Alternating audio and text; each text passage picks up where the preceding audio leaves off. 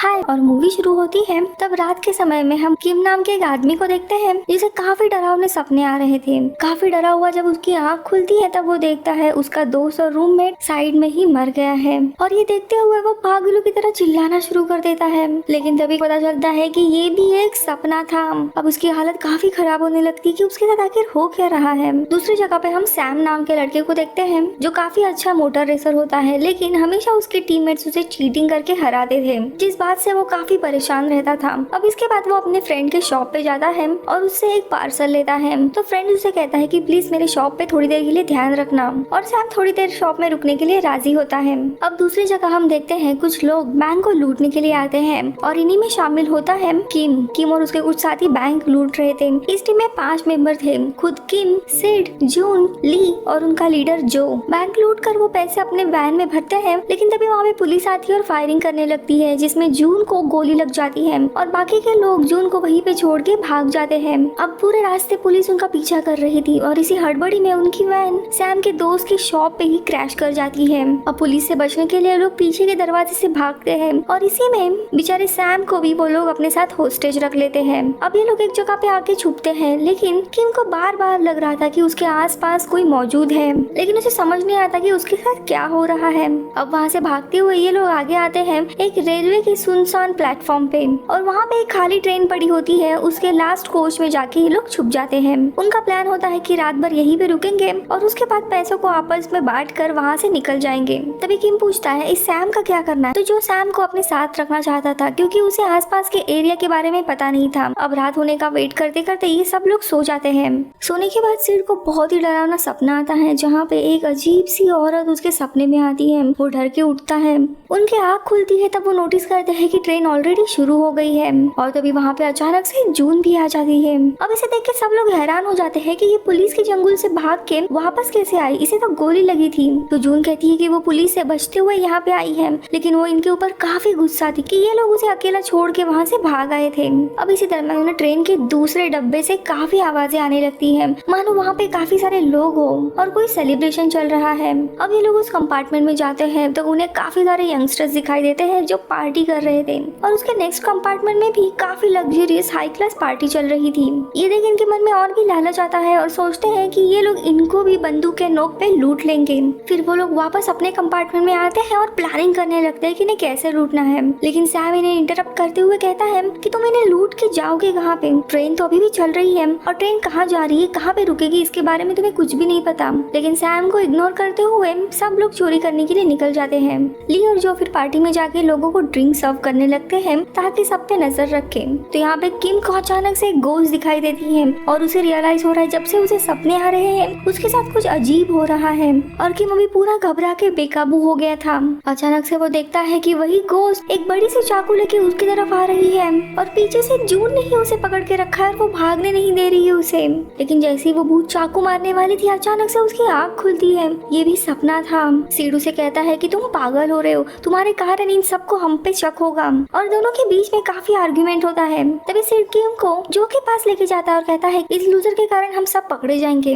तभी किम जो को कहता है कि बॉस हमने अगर चोरी भी की तो इसकी कोई भी गारंटी नहीं कि हम ट्रेन से इजीली बाहर निकल पाएंगे। ये लोग इतने ज्यादा है कि इन्होंने अगर घेर के हमें मारा तो हम यहीं पे मर जाएंगे। अब ये सोचने के बाद जेक एक दूसरा प्लान बनाता है और जून के पास जाता है उससे हेल्प मांगने के लिए, और सब लोग मिलकर वापस प्लान बनाने लगते हैं। इसी दरमियान किम वॉशरूम गया था और तभी आईने में उसे एक रूह दिखाई देती है और सबको बताता है कि कोई गोस्ट उसे हॉन्ट कर रहा है, लेकिन जो इसकी हरकतों से काफी गुस्सा होकर उसे मारने आता है और लास्ट वार्निंग देता है। इसी दरमियान ट्रेन एक स्टेशन पे रुक जाती है, इसीलिए सैम चुपचाप एक सीट पे आके बैठता है। तभी उसके सामने यिन नाम की एक लड़की आके बैठती है। सैम उस लड़की को देखता है और उसे वो चेहरा जाना पहचाना लगता है, इसीलिए वो उससे कहता है कि क्या मैं आपको जानता हूँ। यिन कहती है शायद नहीं। अब यहाँ पे सैम मौका देख के उस लड़की को इन लोगों के प्लान के बारे में बताने ही वाला था, लेकिन जून को भनक लग जाती है और उन दोनों को भी वो पकड़ के अपने कंपार्टमेंट में लाती है जहाँ पे उसके साथी थे। यहाँ पे जो किम को इन दोनों के ऊपर नजर रखने की जिम्मेदारी देता है और खुद चोरी करने के लिए जाता है। तो दूसरी तरफ बातों बातों में सैम को पता लगता है कि किम ने ड्रग्स के चक्कर में एक बुजुर्ग औरत को काफी सालों पहले मार डाला था, और तभी हमें पता लगता है जो गोश्त उसके पीछे है वो और किसी का नहीं उसी बुजुर्ग औरत का है। तभी हम देखते हैं एक औरत अपने बच्चे के साथ ट्रेन के ट्रैक पे खड़ी हुई थी और ट्रेन उसे कुचल देती है। ट्रेन रुकती है और ये लोग उतर के नीचे देखने लगते हैं, लेकिन रहस्यमय तरीके से वहाँ पे उन्हें किसी की भी लाश नहीं मिलती, यहाँ तक कि उन्हें खून भी दिखाई नहीं देता। अब उन्हें लगता है कि ये उनकी आंखों का धोखा था, इसलिए वो मोटरमैन से पूछते हैं कि तुमने ट्रेन क्यों रोक दी। तो वो इनके ऊपर ही चीखते हुए कहता है मैं काफी तेज चला रहा था इसलिए मैंने ट्रेन रोक दी। तो वो पूछते हैं कि वो औरत और उसकी बच्ची कहाँ गई। तो मोटरमैन हंसते हुए कहता है कौन सी औरत, यहाँ पे तो कोई भी नहीं था।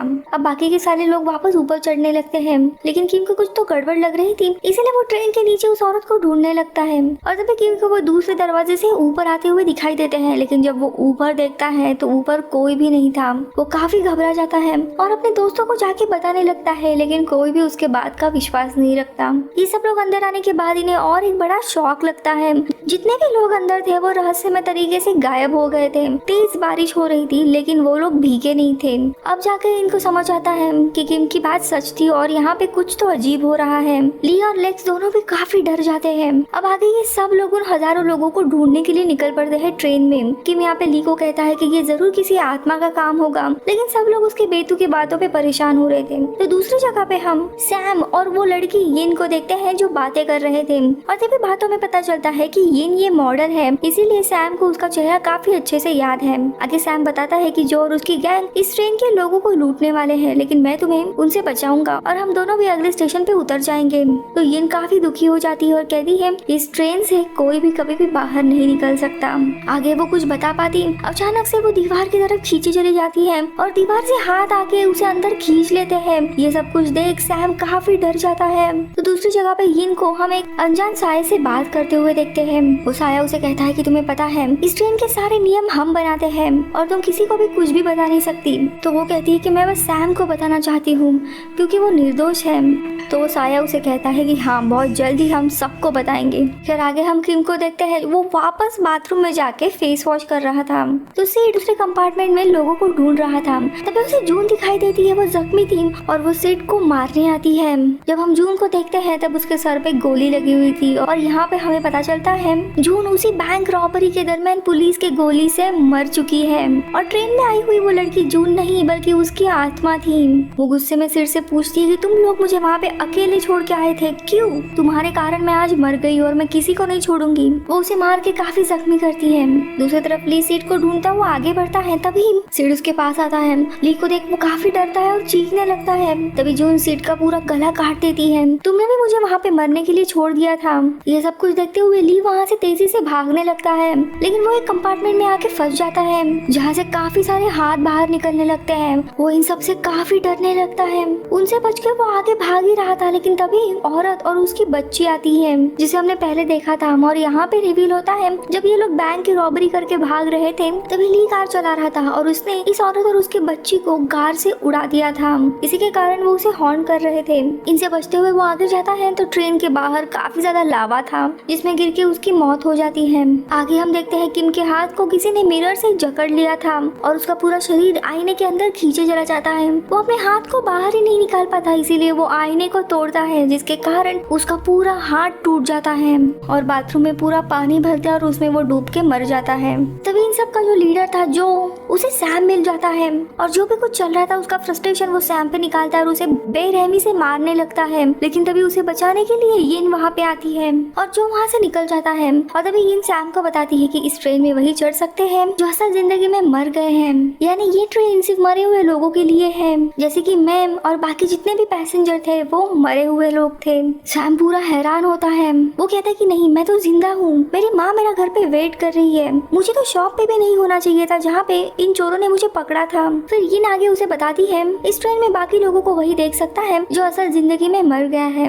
और उसकी आत्मा ही यहाँ बाकी के आत्माओं को देख सकती है। अब ये सुनते ही सैम राहत की सांस लेता है क्योंकि वो कहता है कि मुझे ट्रेन में कोई भी नहीं दिखाई दे रहा है। लेकिन उसके ऐसा कहते ही ट्रेन के जितने भी पैसेंजर थे वो उसे दिखाई देते हैं और यहाँ पे हम देखते हैं एक आदमी सबसे टिकट मांग रहा था और वो इस ट्रेन का कलेक्टर था। अब वो कंडक्टर मुड़ के सैम के पास आता है और वो उसे कहता है कि तुम्हारे हाथों की लकीरें बता सकती है कि तुम जिंदा हो या नहीं। वो उसका हाथ देखता है और कहता है कि तुम्हारी लकीरें तो बिल्कुल सही है, यानी कि तुम जिंदा हो। अब ये सुनते ही यिन कंडक्टर से पूछती कि ये कैसे हो सकता है, कोई बाहर का जिंदा इंसान इस ट्रेन में कैसे आ सकता है। तो कंडक्टर कहता है बाहर की दुनिया में कोई तो ऐसा इंसान है जो सैम से बेहद प्यार करता है और वो उसे उसकी जिंदगी छोड़ने नहीं दे रहा है। तभी सैम कहता है कि मेरा इस जिंदगी में अपने माँ के अलावा कोई भी नहीं है और मेरी माँ ही मेरा इंतजार कर रही है। यानी वो माँ का ही प्यार था जो सैम को इस दुनिया से जाने नहीं दे रहा था। लेकिन तभी वहाँ पे जो आता है और यीन को अपने साथ लेके जाता है।